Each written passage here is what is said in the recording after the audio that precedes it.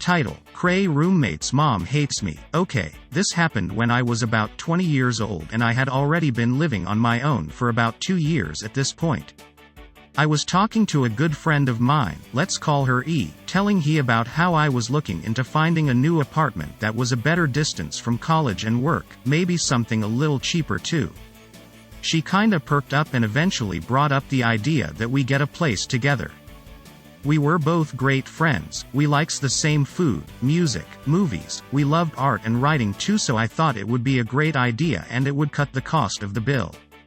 Not long after we found a place that was perfect for roommates. The only drawback was there was no fireplace. My old place had one, but that certainly wasn't a deal breaker, so we put down the payment and began to move in the following day as it was move-in ready.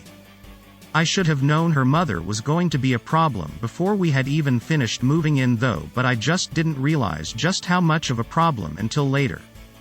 I had brought along my mom, dad, sister and my sister's husband to help me move. I brought a washer and dryer, queen bed, couch, and kitchen table to the mix. After all, I had been on my own for a while, so I pretty much had the whole shebang, and all she had was her bedroom stuff as this was her first time living away from home. Anyway, I had promised to buy pizza for everyone and already had some soda cooling in the fridge, so after moving day I could feed my helpful family. E's mom was there too, but she only helped bring in E's stuff, and once my couch was moved in she just sat on it and watched as we did everything else. When E was helping us out, her mom griped that my daughter is no your slave. She whined. E had offered to help, but we didn't ask or make her do anything. Besides, this was her place too. I can promise she'll eat at our table sometime. Eventually everything was inside and I decided to order the pizza, and E mom spoke again. I want veggie supreme on my pizza, she said. I frowned at this. I'm okay with veggie pizza, but I know what the rest of my family likes and I was only ordering 4 pizzas. No one here really liked all veggie pizza. I guess I could do one that is half veggie. I offered. What? You mean I do all this work and I don't get my own pizza? She was literally shrieking.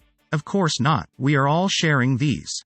Thankfully E intervened and offered to get her mom her own pizza, although I could hear her grumbling the whole time that her precious daughter is so generous and I'm so selfish. By the way, her and E shared that pizza. I was exhausted by the time everyone had left, and it was pretty late when I had finally set up at least half my bedroom, so I crashed and went to sleep. I didn't have work for the next 2 days and it was a weekend, so no college either, so I was looking into a nice long sleep and using the days to set things up and make our apartment a home. Unfortunately, the next day I was rudely awakened by a loud banging on our front door. It was 5:30 a.m. I was about to get up, but I heard E answering it, and unsurprisingly it was E's mom. I knew E and her mother were close, and I think she secretly hated me for stealing her daughter when moving together was not my idea, but whatever. I grumbled but went back to sleep, waking up again a few hours later. I made myself something to eat, and not a moment later E and her mom walked in with bags of groceries. Apparently they had went shopping in the earlier hours. As she sat the bags down, she looked at me with that familiar tinge of disgust which I will become accustomed to. Listen, we just spent over $100 at the store today getting things that you can both use. I expect at least half of what I bought to be reimbursed right now, she demanded. She made sure E was out of earshot before saying this to me. Excuse me? You can't be serious. I'm not giving you any money. You went out shopping with E and bought a bunch of stuff that I had no say in whatsoever. If I went along I would have gotten these things myself, but it was choice to buy things without at least consulting me, and now you want my money. No way, I said firmly. She was used to her daughter pretty much doing whatever she asked, and I'm fairly certain she was shocked that I talked back to her. Consider she just opened and closed her mouth like a gasping fish. These encounters happened often, her mom coming over at ungodly hours and coming over a lot too, at least 4 to 5 times a week. If she knew I was home, she always tried to watch TV loudly to wake me, but E shut her down completely on doing that. E would stand up to her sometimes. She would often take E shopping and demanding money from me until I told E about it, and that finally stopped too. She always praised her daughter and thought of me as a selfish bitch, but I couldn't care less about what she thought. I still remember one day I was in my bathroom, we had separate personal bathrooms, taking a shower before work, and when I walked out there was E's mother sitting on my bed, actually sitting on my work clothes I had laid out. Her arms folded across her chest. "We need to talk," she said snootily, but I went ballistic. "You crazy b****. Get the F out of my room. I never invited you to ever come in here, I'm in a freaking towel for C's sake. You wanna talk?" She stood up about to speak, but I cut her off. "Get out." I screamed at her. She seemed pissed but left my room, and I had to re-iron my clothes since she apparently had no decency or sense of other privacy.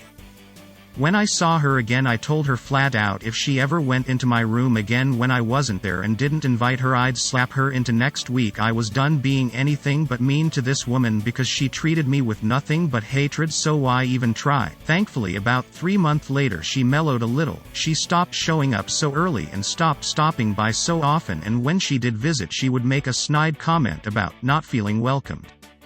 But honestly, as far as I was concerned, she wasn't welcomed. She, her and E would leave as soon as she arrived. One weekend me and E held a small get-together, a few guys, a couple of girls, and of course me and E. We were having snacks and playing Guitar Hero, full on mic, drums, guitars. It was a blast and we were having a great time. All of a sudden a loud banging was on our front door and I mentally groaned. Only E's mother knocked like that. E sighed and opened the door. As soon as her mother saw the group she gave this fake gasp in horror. "Oh my lord. Why are there boys over here? It's already 7 p.m. It's too late for them to be here," she said, extremely overreacting.